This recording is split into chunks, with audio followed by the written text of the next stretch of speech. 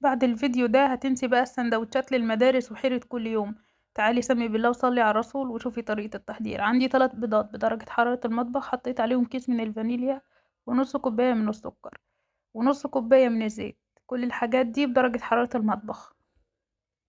المج اللي هتستعمليه هو مج الشاي الموجود عندنا في كل بيت. هقلبهم كويس لغاية لونهم ما يفتح كده، وتقدري تستغني عن الخطوة دي وتحطيهم في الخلاط.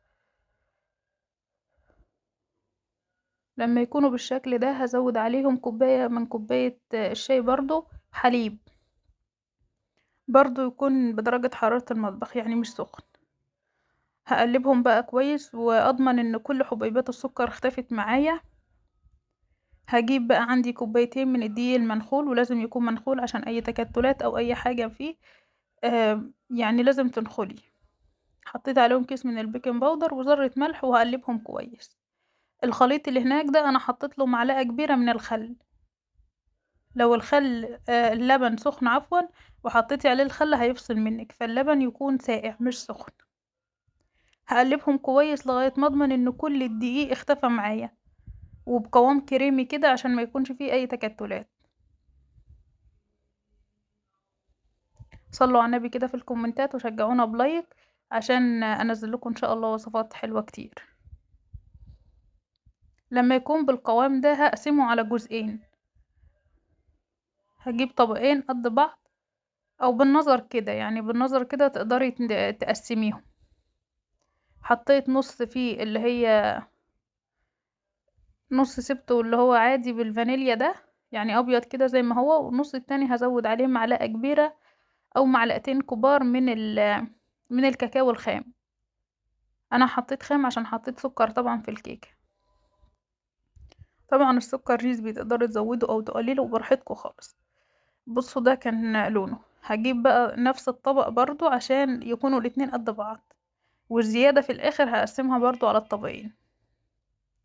في صينية متونة دهنة خفيفة خالص من الزيت عشان ده تيفال كده كده ما بيلزقش يعني. وهبدأ بقى اخد اللي هو نص من الفانيليا ازوده عليهم، ونص من حطوهم في كوبايات افضل، يعني الكوباية تكون محكمة اكتر من الطبق ده عشان هو يعني واسع كده فممكن يبهدل معاكم.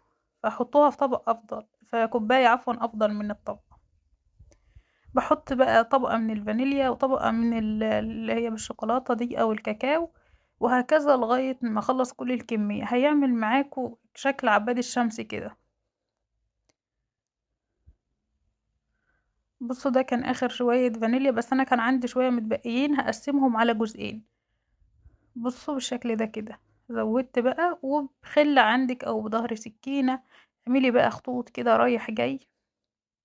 خدوا بالكم انها هتعجب ولادكم قوي. دي اسمها كيكة التايجر. دي كانت طالعة ترند حقيقة الايام اللي فاتت.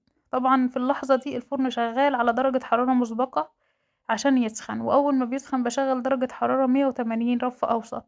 بتاخد 35 دقيقة بالظبط. بصوا بقى لما تخرج من الفرن هتبقى بالعظمة اللي انتوا شايفينها دي، حاجة كده اللهم بارك جميلة جدا. طبعا هي لسه سخنة، ما تقطعوهاش وهي سخنة. انا بقطعها بس كده عشان التصوير، ولكن اصبروا عليها لما تبرد عشان ما تحسوش ان هي مفرولة في الاول كده. لما تبرد هتلاقوها مسكت نفسها. عايزه اقول لكم طعمها حلو قوي، هتحطها لهم في اللانش بوكس وهتعجبهم قوي. خصوصا بقى لو بتحبي تنامي كده شوية الصبح دولت ومش عايزة تعملي سندوتشات، يعني حلوة قوي فيها قيمة غذائية عالية جدا. بصوا اللهم بارك، شكلها حلو قوي، مش محتاجة اقول عنها ان هي حلوة. هي بتتكلم عن نفسها.